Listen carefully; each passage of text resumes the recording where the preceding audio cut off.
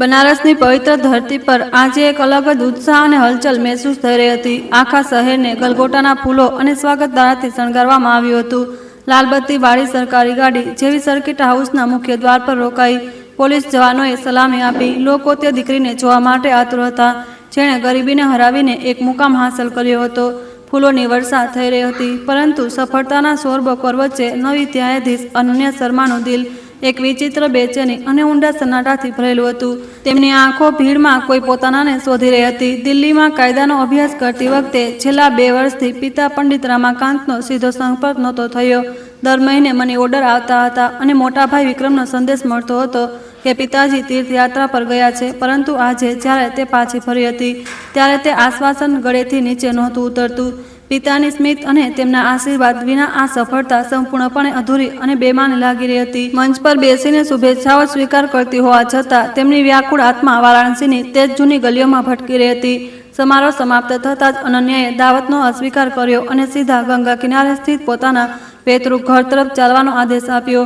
ઘાટો તરફ જતો તે રસ્તો જ્યાં તેને પિતાની આંગળી પકડીને બાળપણ વિતાવ્યું હતું, આજે બહુ લાંબો અને અજાણ્યો લાગી રહ્યો હતો। ગંગાના મોજાની શાંતિની જગ્યાએ તેના મનમાં એક ભયાનક તોફાન ચાલી રહ્યું હતું। જેમ ગાડી તે પરિચિત ગલીની નજીક પહોંચી રહી હતી, તેની ધડકનો તેજ થઈ રહી હતી। જૂની યાદો આંખો સામે તરવા લાગી, જેમાં પિતા ધર્મ શીખવતા હતા। ગાડી તે જર્જરિત દેખાતી પણ યાદોથી ભરેલી હવેલી સામે રોકાઈ। અનન્યા ઉતરીને તે જ પગલાંથી દરવાજા તરફ વધી, પણ અચાનક તેના પગ પથ્થર બની ગયા। ઘરના જૂના લાકડાના દરવાજા પર જ્યાં ક્યારેક પિતાની તકતી હતી, આજે કોઈ અજાણ્યાનું નામ લખ્યું હતું। આંગણામાંથી આવતી જાણીતી ખુશ્બુ સંપૂર્ણપણે ગાયબ હતી। તેણે ધ્રુજતા હાથે દરવાજા પર દસ્તક આપી તો એક અપરિચિત નોકરે દરવાજો ખોલ્યો। જ્યારે અનન્યાએ પંડિત રમાકાંત શર્મા વિશે પૂછ્યું તો નોકરના જવાબે તેને અંદરથી સંપૂર્ણપણે તોડી નાખી। નોકરે મોટી રૂખાઈથી જણાવ્યું કે આ ઘર તો વિક્રમ બાબુએ 2 વર્ષ પહેલાં જ માલિકને વેચી દીધું હતું અને પરિવાર ક્યાંક દૂર જતું રહ્યું છે। આ સાંભળતા જ અનન્યાના પગ નીચેથી જમીન સરકી ગઈ। 2 વર્ષ પહેલાં તો શું પિતાની તીર્થયાત્રાની તે કહાની એક સફેદ જૂઠ હતી? શું વિક્રમે લાલચમાં મકાન વેચીને પિતાને બેદખલ કરી દીધા હતા? અગણિત ડરામના સવાલો એકસાથે તેના દિમાગ પર હુમલો કરવા લાગ્યા। તેણે સડક પર ઊભા રહીને વિક્રમને કોલ કર્યો, પણ નંબર અમાન્ય બતાવી રહ્યો હતો। અજીબ ગભરાહટ વધી રહી હતી। ગભરાયેલી અનન્યાએ તરત પાડોશીઓના દરવાજા ખટખટાવ્યા। જૂના લોકો તેને મોટી અફસરના રૂપમાં જોઈને હેરાન હતા, પણ પિતાના હાલ પૂછતા જ સૌએ નજર ચોળી લીધી। એક વૃદ્ધ પાડોશીએ ભારે મનથી જણાવ્યું કે વિક્રમે નિર્દયતાથી પિતાને કાઢી મૂકીને ઘર વેચી દીધું હતું। ત્યારબાદ કોઈએ પણ પંડિતજીને અહીં નથી જોયા। કદાચ તેઓ કોઈ આશ્રમમાં ચાલ્યા ગયા હોય કે પછી ભટકવા મજબૂર થયા હોય। આ સાંભળીને ન્યાયની દેવીનું દિલ બાળકની જેમ જોરથી રડી પડ્યું। તેને પોતાની સફળતાથી નફરત થવા લાગી। સાંજ ઢળવા લાગી હતી અને ઘાટો પર થતી ગંગા આરતીની ઘંટડીઓના અવાજ ગુંજવા લાગ્યા હતા।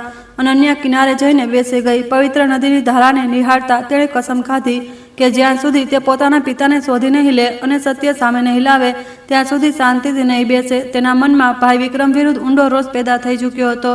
એક દીકરી તરીકે તે તૂટી ચૂકી હતી, પણ મુખ્ય ન્યાયાધીશ તરીકે તેની અસલી પરીક્ષા હજુ શરૂ થઈ હતી। તેણે ધર્મના માર્ગ પર લડવું જ પડશે।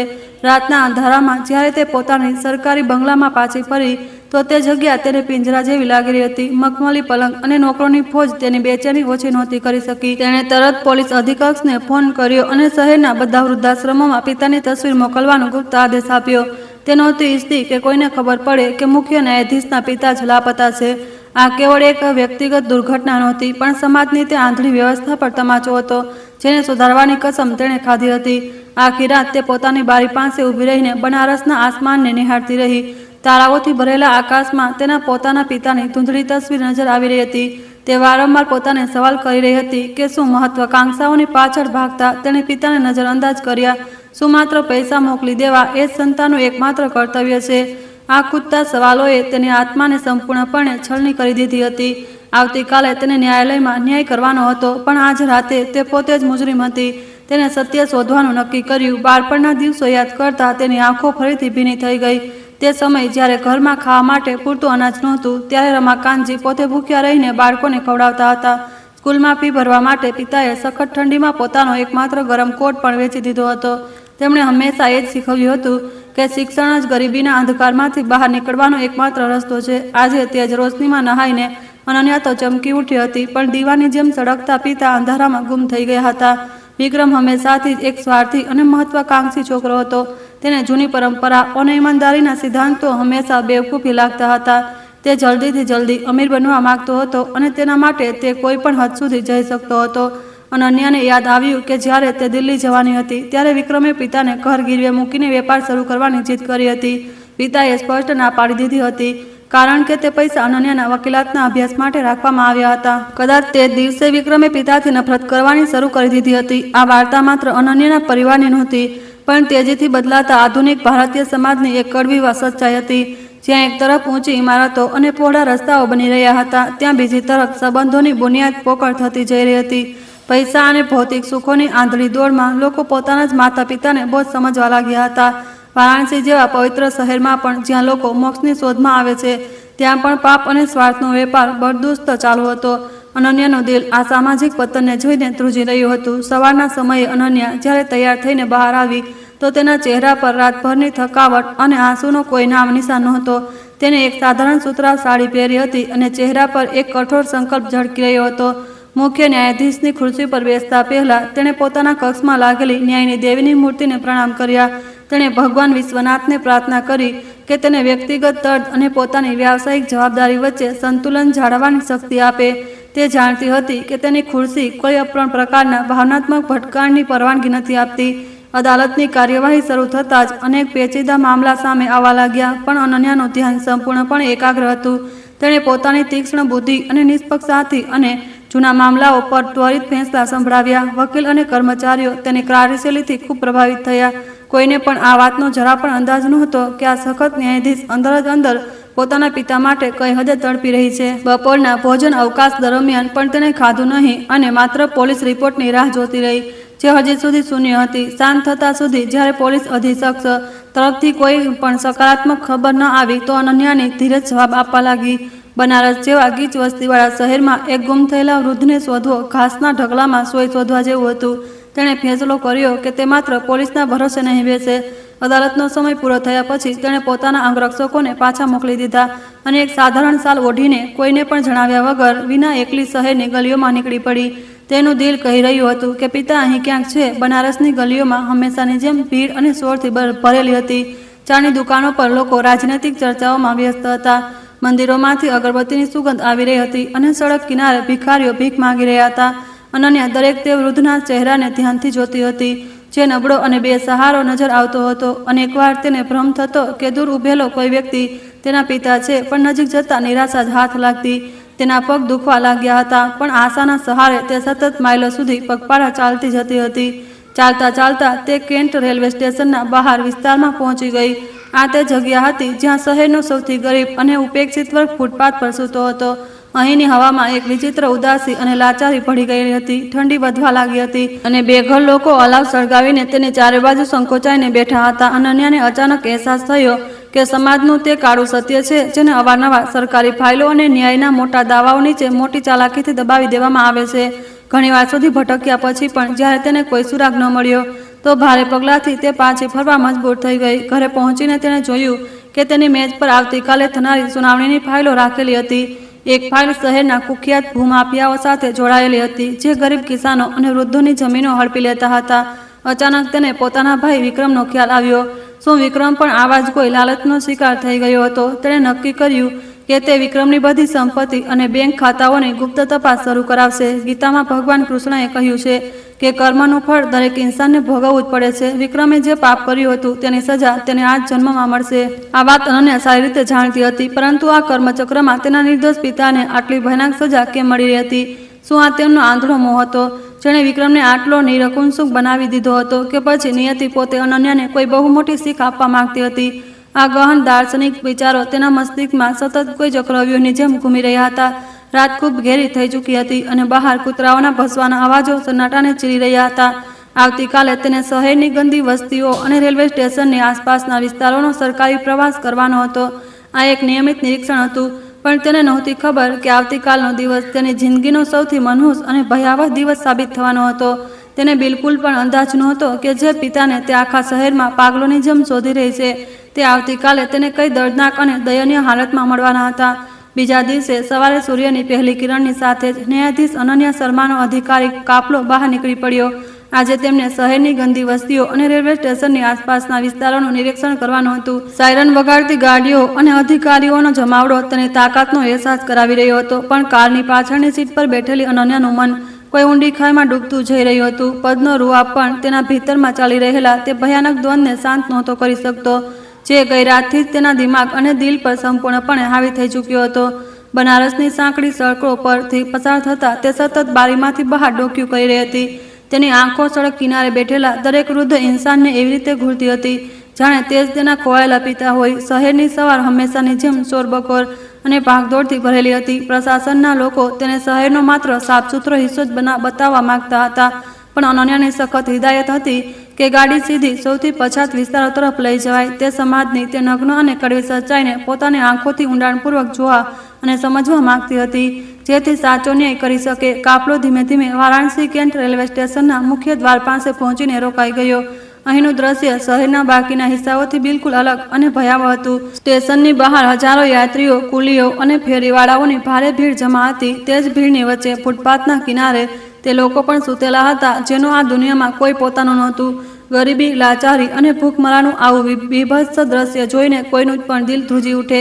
પોલીસે તરત આગળ વધીને આમ જનતાને પાછળ ધકેલવાનું શરૂ કરી દીધું, જેથી મુખ્ય ન્યાયાધીશ માટે રસ્તો સાફ કરી શકાય. અનન્યા ગાડીમાંથી ઉતરી અને તેના ચહેરા પર એક ગંભીર ભાવ હતો. આસપાસના અધિકારીઓ તેને સફાઈ વ્યવસ્થા અને સુરક્ષા વિશે ખોટા રિપોર્ટ આપવા લાગ્યા, પણ અનન્યાએ તેમને ચૂપ રહેવાનો સખત ઇશારો કર્યો અને પોતે આગળ વધવા લાગી. તેની નજર તે ટીન શેડ તરફ ગઈ જ્યાં અનેક ભિખારી અને બેસહારા લોકો ઠંડીથી ધ્રુજતા ફાટેલા કમળાઓને લપેટાઈને બેઠા હતા.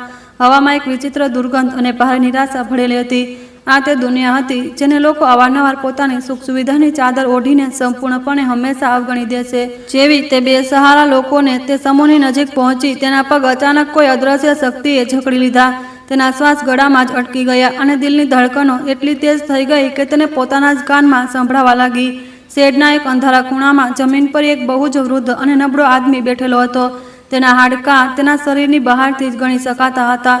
તેણે શરીર પર એક મેલો અને જગ્યાએથી ફાટેલો જૂનો કુર્તો પહેરી રાખ્યો હતો, જે ઠંડી રોકવામાં બિલકુલ અસમર્થ સાબિત થઈ રહ્યો હતો. તે વૃદ્ધ ઇન્સાનના ધ્રુજતા હાથોમાં એક તૂટેલો એલ્યુમિનિયમનો કટોરો હતો, જેને તે આવતા જતા દરેક યાત્રીની સામે ફેલાવીને કંઈક પૈસાની ભીખ માંગી રહ્યો હતો. તેની આંખો સંપૂર્ણપણે અંદરની તરફ ઘસી ગઈ હતી અને ચહેરા પર કરચલીઓનું એક ઊંડું ઝાડું છવાયેલું હતું.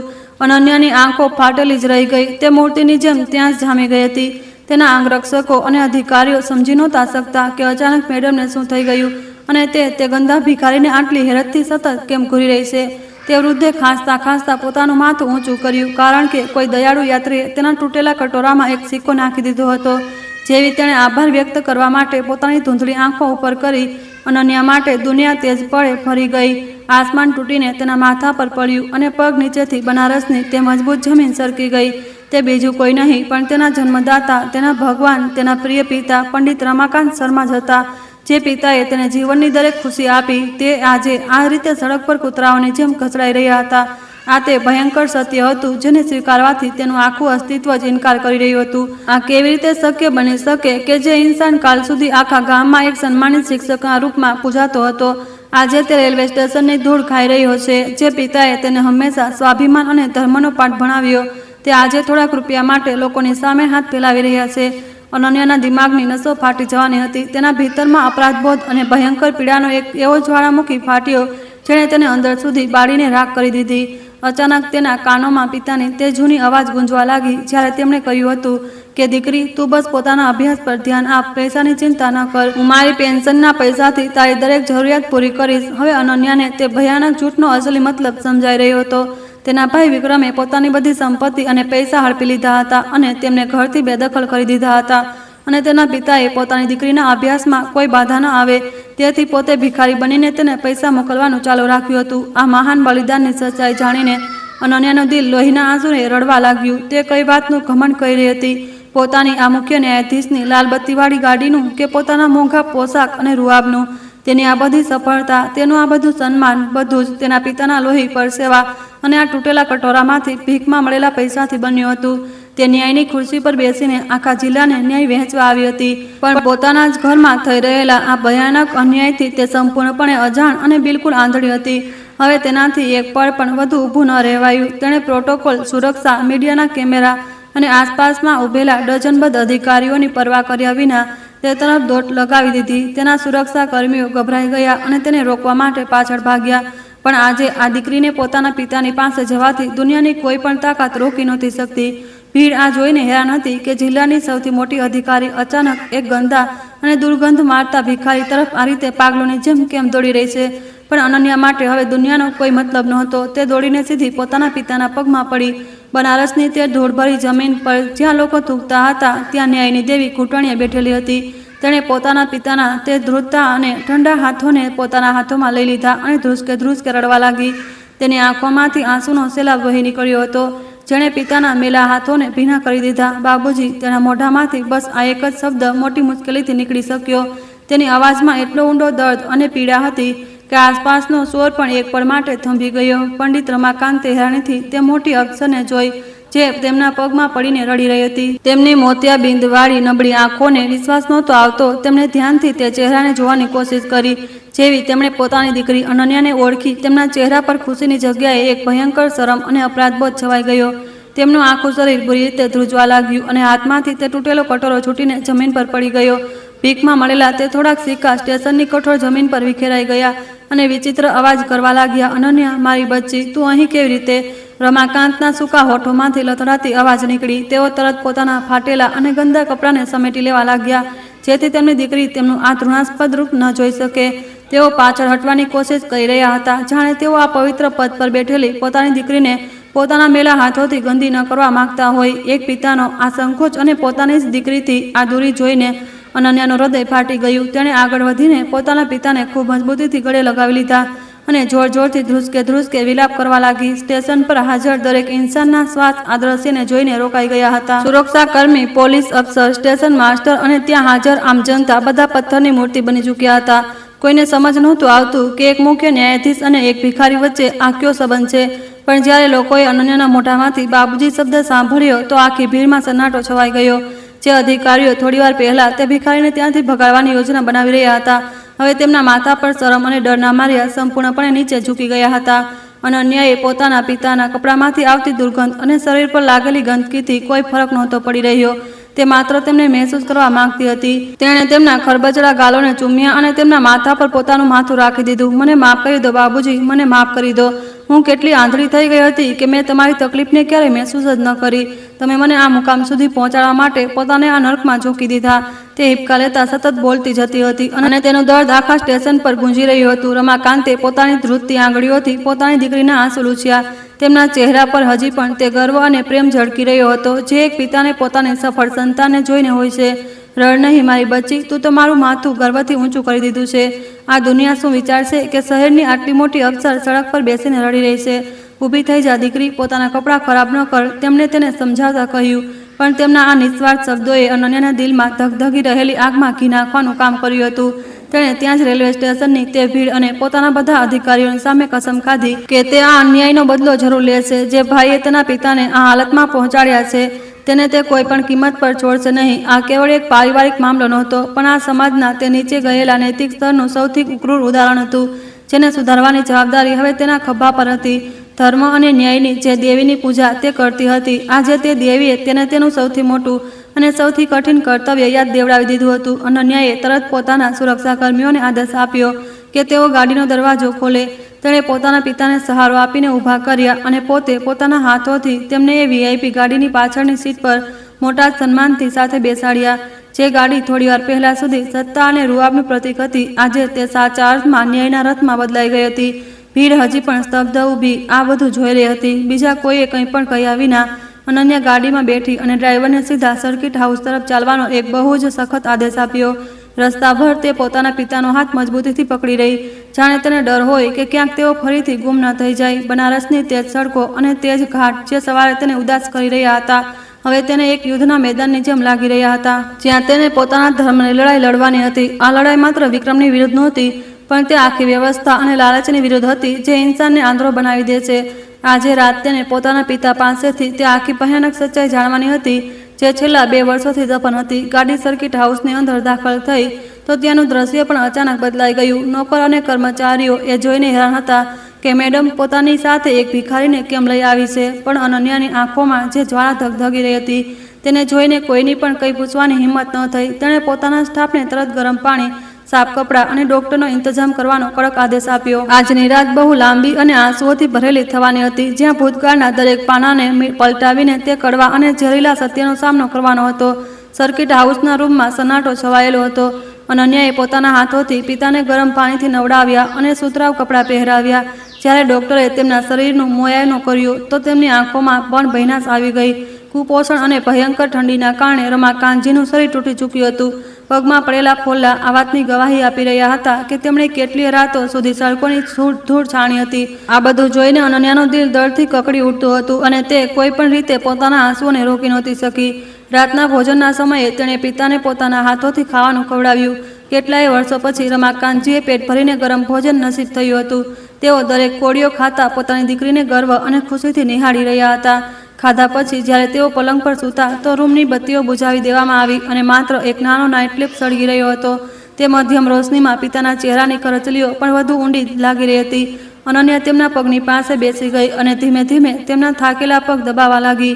રૂમની ખામોશીને તોડતા અનન્યાએ ભારે અવાજમાં સવાલ કર્યો કે આખરે આ બધું કેવી રીતે થયું અને કેમ. તેણે પૂછ્યું કે જ્યારે તે દિલ્હીમાં પોતાનો અભ્યાસ પૂરો કરી રહી હતી ત્યારે તેમની સાથે બનારસમાં એવું શું ઘટિત થયું જેણે તેમને સડક પર લાવી દીધા. રમાકાંતજી પહેલાં તો કંઈ પણ જણાવવાથી કતરાતા રહ્યા, કારણ કે તેઓ નહોતા ઈચ્છતા કે તેમની દીકરી પોતાની સફળતાના આ મહાન દિવસે કોઈ પણ પ્રકારના પારિવારિક વિવાદ કે દુઃખદ સ્મૃતિઓમાં ગૂંચવાય. પણ અનન્યાની સતત જીત સામે તેમણે આખરે ઝૂકવું જ પડ્યું. પિતાએ ધ્રુજતી ધીમી આવાજમાં જણાવવાનું શરૂ કર્યું કે કેવી રીતે વિક્રમ અને તેની ચાલાક પત્ની સ્નેહાએ તેમની વિરુદ્ધ ઊંડી સાજિશ રચી હતી. વિક્રમને એક નવો વેપાર શરૂ કરવા માટે ખૂબ બધા પૈસાની સખત જરૂર હતી. તેણે પિતાને એક ખાલી કાગળ પર એ કહીને હસ્તાક્ષર કરવા માટે રાજી કરી લીધા કે તે હોસ્પિટલનું કંઈક જરૂરી ફોર્મ છે. રમાકાંતજીએ પોતાના દીકરા પર પૂરો ભરોસો કર્યો અને વિચાર્યા વિના તે ધોખાથી ભરેલા કાગળ પર પોતાના હસ્તાક્ષર કરી દીધા. આજે તેમની જિંદગીની સૌથી મોટી ભૂલ સાબિત થઈ. થોડાક જ દિવસો પછી વિક્રમે તે હસ્તાંતરિત કાગળોનો ઉપયોગ કરીને પેતૃક હવેલીને પોતાના નામ પર કરાવી લીધી અને તેને તરત વેચી દીધી. જે ઘરમાં રમાકાંતજીએ પોતાનું આખું જીવન વિતાવ્યું હતું તે ઘર થોડીક જ પળોમાં કોઈ અજાણ્યાની સંપત્તિ બની ચૂક્યું હતું. જ્યારે સચ્ચાઈ સામે આવી તો તે ઘરમાં બહુ મોટો ભયાનક ઝઘડો થયો. સ્નેહાએ તેમને ખૂબ ભૂલું કહ્યું અને મેણું માર્યું કે તેઓ હવે આ ઘરના માલિક નથી. વિક્રમે પણ પોતાની પત્નીનો જ પૂરો સાથ આપ્યો અને પિતાને ચૂપ રહેવાની ધમકી આપી. એક અંધારી રાતે જ્યારે મુસળધાર વરસાદ થઈ રહ્યો હતો, વિક્રમે પોતાના વૃદ્ધ પિતાનો સામાન ઘરથી બહાર ફેંકી દીધો. તેણે બેદરથી દરવાજો બંધ કરી લીધો અને તેમને હંમેશા માટે બેઘર કરી દીધા. રમાકાંતજી વરસાદમાં ભીંજાતા સડક પર ઊભા રહી ગયા. તેમની સમજમાં નહોતું આવતું કે આખરે તેઓ ક્યાં જાય. તેમનું પોતાનું સગું લોહી તેમનો સૌથી મોટો દુશ્મન બની ગયો હતો. તેમણે પોતાના સ્વાભિમાનને જાળવી રાખ્યું અને કોઈ પણ સગા સંબંધી સામે જઈને હાથ ફેલાવવાનો સ્પષ્ટ ઇનકાર કરી દીધો, જેથી પરિવારની કોઈ બદનામી ન થાય. અનન્યા આ બધું સાંભળીને સૂકી રહી ગઈ. તેણે રડતા રડતા પૂછ્યું કે જ્યારે આ બધું થઈ રહ્યું હતું તો તેમણે તેને તરત ફોન કેમ ન કર્યો. રમાકાંતજીએ પોતાની દીકરીના માથા પર હાથ ફેરવતા કહ્યું કે તે સમયે તેની વકીલાતની અંતિમ પરીક્ષા નજીક આવી રહી હતી.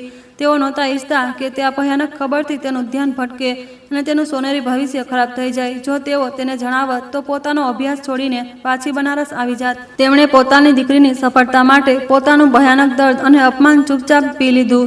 દિલ્હીમાં અભ્યાસનો ખર્ચ ખૂબ વધારે હતો અને અનન્યાને દર મહિને પૈસાની જરૂર પડતી હતી. ઘર વેચાઈ ગયા પછી રમાકાંતજી પાસે કોઈ આવકનું સાધન બચ્યું નહોતું અને તેમનું બેંક ખાતું પણ ખાલી થઈ ગયું હતું. આવામાં તેણે કાશી વિશ્વનાથના મંદિરની બહાર જઈને ભીખ માગવાનો કઠોર અને દર્દનાક ફેંસલો કર્યો.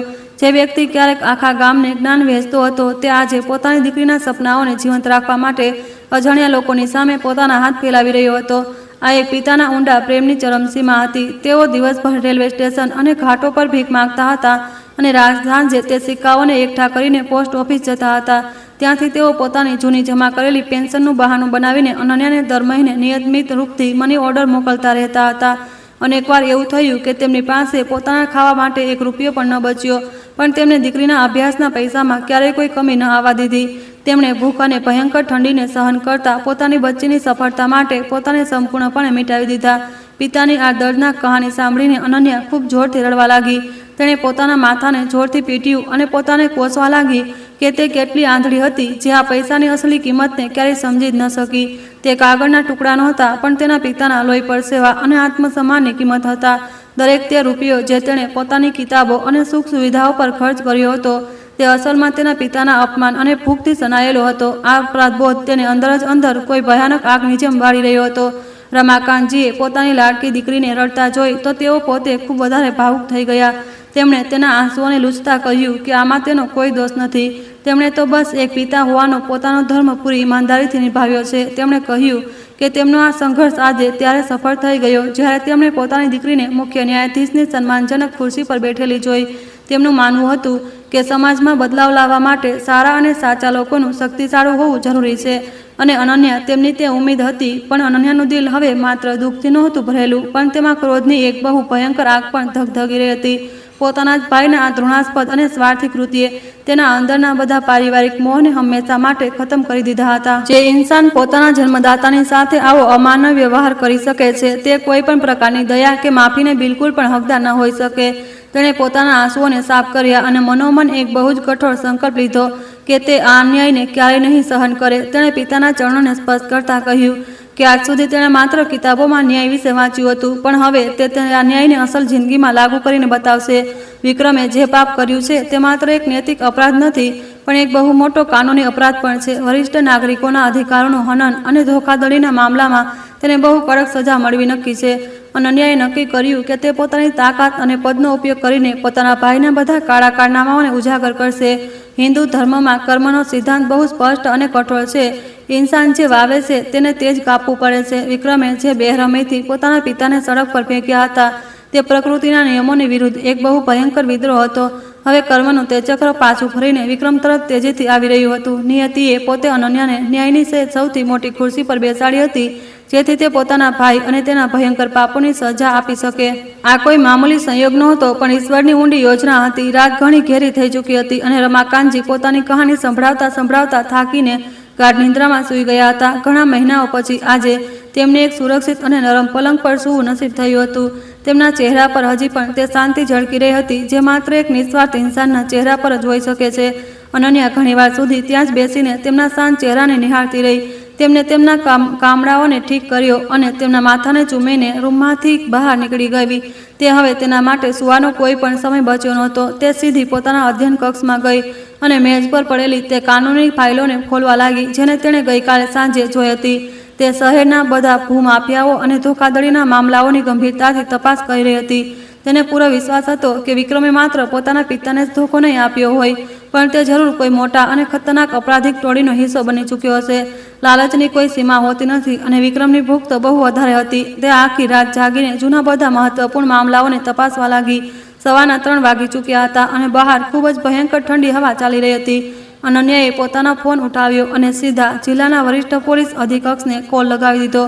આટલી રાતે મુખ્ય ન્યાયાધીશનો ફોન જોઈને પોલીસ અધિકારી પણ સંપૂર્ણપણે ગભરાઈ ગયો. અનન્યાએ તેને સખત આદેશ આપ્યો કે તે વિક્રમ શર્મા અને તેની પત્ની નેહા વિરુદ્ધ એક બહુ જ ગુપ્ત તપાસ શરૂ કરે. તેમણે તેની બધી સંપત્તિ, બેંક ખાતાઓ અને તાજેતરના લેવડ દેવડનો પૂરો વિવરણ સવાર સુધી પોતાની મેજ પર હાજર કરવાનો કડક નિર્દેશ આપ્યો. ફોન રાખ્યા પછી તે પોતાની ખુરશી પર પાછળની તરફ ટેક લગાવીને બેસી ગઈ. તેની સારી રીતે ખબર હતી કે તે એક બહુ જ ખતરનાક અને મુશ્કેલ રસ્તા પર પગ મૂકી ચૂકી છે. ભારતીય સમાજમાં એક બહેન દ્વારા પોતાના સગા ભાઈને જેલ મોકલવો કોઈ નાની વાત નથી હોતી. લોકો તેના પર જાત જાતના સવાલો ઉઠાવશે અને તેના પરિવારની બહુ બદનામી પણ થશે. પણ ભગવદ્ ગીતામાં સ્પષ્ટ રૂપથી લખ્યું છે કે જ્યારે વાત ધર્મ અને ન્યાયની હોય તો પોતાના સગા સંબંધીઓ વિરુદ્ધ પણ હથિયાર ઉઠાવવા જ પડે છે. તેના માટે હવે કોઈ પણ પાછળ હટવાનો રસ્તો નહોતો બચ્યો. તેણે બાળપણમાં પોતાના પિતા પાસેથી અર્જુન અને કૃષ્ણની કહાનીઓ સાંભળી હતી. આજે તે પોતે કુરુક્ષેત્રના તે મહાન યુદ્ધના મેદાનમાં ઊભી હતી જ્યાં સામે તેનું પોતાનો જ પરિવાર ઊભો હતું, પણ તેના મનમાં કોઈ દુવિધા કે કમજોરી નહોતી. વિક્રમે પોતાની મર્યાદાઓ અને ઇન્સાનિયતને પાર કરીને જે પાપ કર્યું હતું તેણે બધા પારિવારિક બંધનોને બાળીને સંપૂર્ણપણે રાખ કરી દીધા હતા. હવે તે માત્ર એક ન્યાયાધીશ હતી જેનો એકમાત્ર ધર્મ સચ્ચાઈ અને ન્યાયની રક્ષા કરવાનો હતો. બારીની બહાર ધીમે ધીમે અંધારું છંટાવા લાગ્યું હતું અને બનારસના આસમાન પર સવારની પહેલી કિરણો પોતાની લાલીમાં વિખેરી રહી હતી.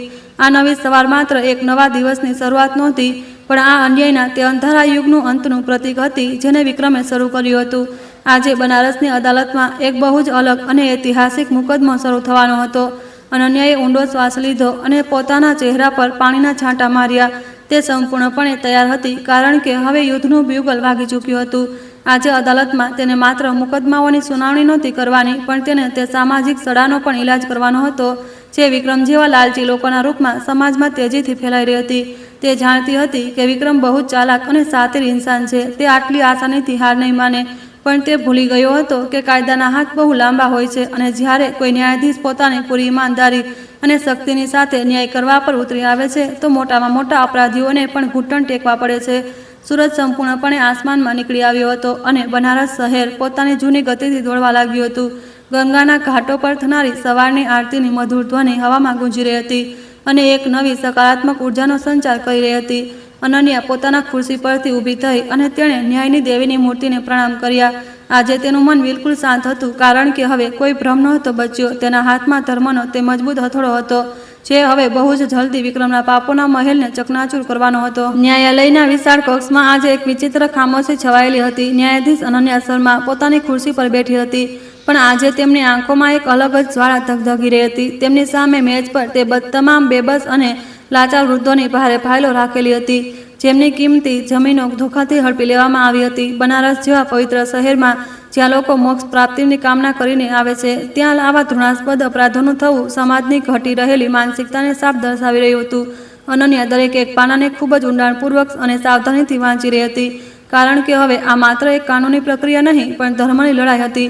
બપોરના સમયે જ્યારે અદાલતની કાર્યવાહી થોડીવાર માટે રોકાઈ તો પોલીસ અધિક્ષકને એક ગોપનીય રિપોર્ટ લઈને તેમના કક્ષમાં દાખલ થયા. તે ભૂરા રંગના લિફાફામાં તે કડવું સત્ય બંધ હતું, જેણે અનન્યાના આખા પરિવારના મૂળિયા પોકળ કરી દીધા હતા. રિપોર્ટ અનુસાર વિક્રમ કેવળ એક લાલચી દીકરો જ નહોતો, પણ તે શહેરના સૌથી મોટા અને ખતરનાક ભૂમાફિયા ટોળીનો એક મુખ્ય સભ્ય બની ચૂક્યો હતો. તેણે પોતાની પત્ની સેહાની સાથે મળીને એક નકલી વિત્ત કંપની બનાવી હતી.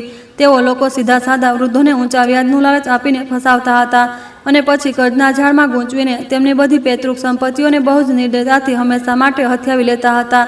આ આખી ખતરનાક સાજિશનો સૌથી પહેલો શિકાર તેમના પોતાના જ પિતા પંડિત રમાકાંત શર્મા થયા હતા. વિક્રમે બહુ ચતુરાઈથી તે જ નકલી કંપનીના કાગળ પર પોતાના સીધા સાદા પિતાના હસ્તાક્ષર કરાવી લીધા હતા. તે જ દસ્તાવેજોના આધારે તેણે હવેલીને બેંકમાં ગીરવે મૂકીને એક બહુ મોટું ફંડ લીધું અને બાદમાં તેને એક ભ્રષ્ટ રાજનેતાને વેચી દીધી. સ્નેહા પણ આ આખા જનધન્ય અપરાધમાં બરાબરની ભાગીદાર હતી, કારણ કે તેણે પોતાના માયકાવાળાનો મજબૂત રાજનૈતિક રૂઆબનો ઉપયોગ કરીને જૂની પોલીસ ફરિયાદોને મોટી આસાનીથી દબાવવામાં વિક્રમની પૂરી મદદ કરી હતી. આ બધું વાંચીને અનન્યાનું લોહી ઉકળી ઉઠ્યું. તેને સમજાતું ન હતું કે આવું કેવી રીતે થઈ શકે. ન્યાયની ખુરશી પર બેસીને એક ન્યાયાધીશને હંમેશા પોતાની વ્યક્તિગત ભાવનાઓને કિનારે રાખવી પડે છે, પણ આજે અનન્યા માટે આ સિદ્ધાંત એક બહુ મોટી ચુનૌતી બની ગયો હતો. તેના અંદર બેઠેલી તે દુઃખી દીકરી વારંવાર ચીખી રહી હતી કે તે પોતાના અપરાધી ભાઈને પોતાના હાથોથી કડક સજા આપે અને તેનાથી બધા અપમાનનો ભયંકર બદલો લે. પણ બીજી તરફ એક નિષ્પક્ષ ન્યાયાધીશના રૂપમાં તેનો ધર્મ તેને શીખવી રહ્યો હતો કે ન્યાય હંમેશા પુરાવાઓ અને તથ્યોના આધારે થવો જોઈએ. આ તેના મજબૂત ચરિત્રની એક મોટી પરીક્ષા હતી. સાંજ ઢળતા જ અનન્યાએ શહેરમાં વરિષ્ઠ પોલીસ અધિકારીઓના એક બહુ જ આપાતકાલીન અને ગુપ્ત બેઠક બોલાવી. તેણે વિક્રમ અને તેની આખી ટોળી વિરુદ્ધ એક મજબૂત અને પુખ્ત મામલો નોંધવાનો કડક આદેશ આપ્યો. પોલીસને સાફ હિદાયત આપવામાં આવી કે આ આખી કાર્યવાહીની ગંધ મીડિયા કે કોઈ પણ રાજનેતાને બિલકુલ ન લાગવી જોઈએ. વિક્રમના બધા બેંક ખાતાઓને તરત ફ્રીઝ કરવા અને તેમની કાર્યાલય પર અચાનક છાપો મારવાની પૂરી યોજના મોટી સાવધાનીથી તૈયાર કરવામાં આવી. અનન્યા સારી રીતે જાણતી હતી કે વિક્રમ ખૂબ શાતિર છે. બીજી તરફ બનારસના એક બહુ જ પોશ વિસ્તારમાં સ્થિત પોતાના આલિશાન અને મોંઘા બંગલામાં વિક્રમ પોતાની જીત અને દોલતનો જશ્ન મનાવી રહ્યો હતો. તેને આ વાતનો બિલકુલ પણ અંદાજો નહોતો કે તેની નાની બહેન, જેને તે એક નબળી અને નાદાન છોકરી સમજતો હતો, હવે આખા જિલ્લાની સૌથી શક્તિશાળી મહિલા બની ચૂકી છે. સ્નેહા પોતાની સહેલીઓ સાથે મોંઘા ઘરેણાનો દેખાડો કરવામાં સંપૂર્ણપણે વ્યસ્ત હતી. તેમના ઘરમાં વિદેશી શરાબ અને મોંઘા ભોજનની કોઈ કમી નહોતી.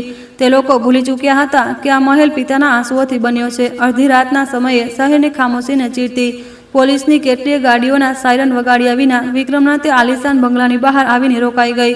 પોલીસ કર્મીઓએ બહુ તેજીથી આખા ઘરને ચારે તરફથી ઘેરી લીધું. જ્યારે મુખ્ય દરવાજાને જોરથી પીટવામાં આવ્યો તો વિક્રમે નશાની હાલતમાં ઝૂમતા બહાર આવીને દરવાજો ખોલ્યો. સામે પોલીસની ભારે ફોજ જોઈને તેનો બધો નશો એક જ પળમાં હવામાં ઓગળી ગયો. સ્નેહા પણ ગભરાઈને પોતાના રૂમમાંથી બહાર આવી ગઈ અને પોલીસ પર પોતાનો ખોટો રૂઆબ ઝાડવા લાગી. પણ કોઈ નહોતું ડરી રહ્યું. પોલીસ ટીમે એક પણ મિનિટ બરબાદ કર્યા વિના આખા ઘરની ખૂબ જ બારીકાઈથી તલાશી લેવાની શરૂ કરી દીધી હતી. વિક્રમના નિજી રૂમની અંદર એક ગુપ્ત તિજોરી મળી, જેને તોડવા પર તેના અંદરથી કરોડો રૂપિયાના બેહિસાબ રોકડ અને સેંકડો સંપત્તિઓના અસલી કાગળ મળી આવ્યા. તે કાગળોમાં શહેરના અનેક ગરીબ કિસાનો અને લાચાર વૃદ્ધોના નામ સામેલ હતા, જેમની જમીનો ધોખાથી હત્યાવી લેવામાં આવી હતી. તે જ તિજોરીના એક અંધારા ખૂણામાં પંડિત રમાકાંત શર્માની તે જૂની હવેલીના હસ્તાંતરણવાળા નકલી દસ્તાવેજો પણ પોલીસને સુરક્ષિત મળી ગયા. વિક્રમ સતત ચીસો પાડી રહ્યો હતો કે તે શહેરનો એક બહુ જ જવાબદાર ઇન્સાન છે અને તે આ બધા પોલીસવાળાઓની વર્દી ઉતરાવી દેશે. તેણે પોતાના રાજનૈતિક આકાઓને ફોન કરવાની ખૂબ કોશિશ કરી, પણ પોલીસે તેનો ફોન તરત જ જપ્ત કરી લીધો. જ્યારે પોલીસ ઇન્સ્પેક્ટરે તેની તે ધરપકડનું વોરંટ બતાવ્યું તો વિક્રમના પગ નીચેથી જમીન સરકી ગઈ. વોરંટની નીચે હસ્તાક્ષર કરનારા ન્યાયાધીશનું નામ વાંચીને તેની આંખો ફાટેલી જ રહી ગઈ. તેના પર સાફ અક્ષરોમાં અનન્યા શર્મા, મુખ્ય જિલ્લા ન્યાયાધીશ લખેલું હતું. આ એક ભયાનક સદમો હતો.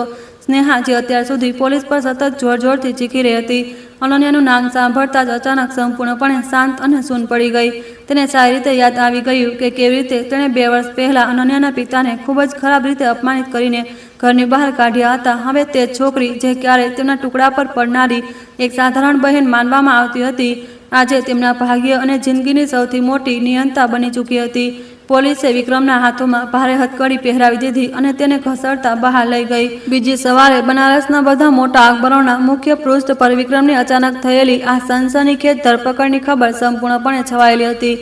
શહેરના લોકો એ જાણીને ખૂબ વધારે હેરાન હતા કે જિલ્લાની સૌથી મોટી ન્યાયાધીશે પદ સંભાળતા જ સૌથી પહેલા પોતાના સગા ભાઈને ભ્રષ્ટાચાર અને ધોખાધડીના ગંભીર આરોપમાં જેલના સળિયા પાછળ મોકલી દીધો છે. સર્કિટ હાઉસમાં જ્યારે પંડિત રમાકાંતજીએ સવારે ઉઠીને આ દિલ દહેલાનારી દેનારી ખબર વાંચી તો તેમના હાથ ધ્રુજવા લાગ્યા.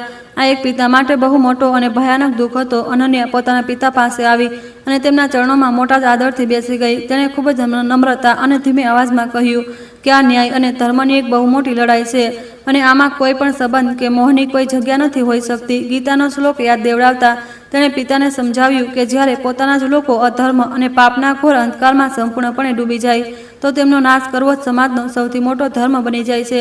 રમાકાંતજી તેની વાતો સાંભળીને ચૂપ રહી ગયા. વિક્રમનો મામલો જ્યારે પહેલીવાર સુનાવણી માટે બનારસની સ્થાનિક અદાલતમાં પહોંચ્યો તો શહેરના બધા મોટા વકીલ તેનો મુકદ્દમો લડવાથી સંપૂર્ણપણે પાછળ હટી ગયા.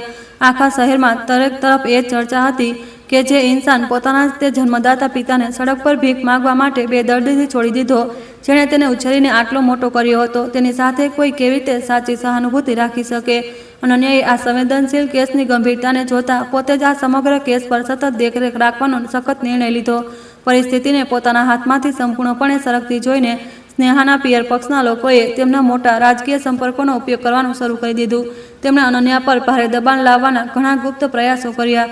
તેઓ ઈચ્છતા હતા કે આ મામલો કોર્ટની બહાર જ કોઈ પ્રકારના સમાધાનથી હંમેશા માટે પતાવી દેવામાં આવે.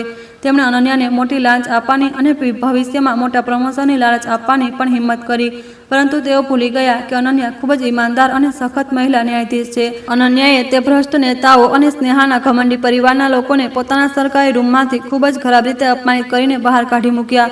તેણીએ તેમને ખૂબ જ કડક ચેતવણી આપી કે જો તેઓ ફરીથી ન્યાયની આ પવિત્ર અને કાયદાકીય પ્રક્રિયામાં કોઈ પણ પ્રકારની અડચણ નાખવાની હિંમત કરશે તો તે બધાને પણ કોર્ટની અવમાનના અને વિક્રમને સાથ આપવાના ગંભીર ગુનામાં તરત જેલની હવા ખવડાવશે. તેનું આ રૌદ્ર અને નિડર રૂપ જોઈને તમામ પ્રભાવશાળી લોકોના પરસેવા છૂટી ગયા. પોલીસની તપાસ ખૂબ જ ઝડપથી તેની સાચી દિશામાં આગળ વધી રહી હતી.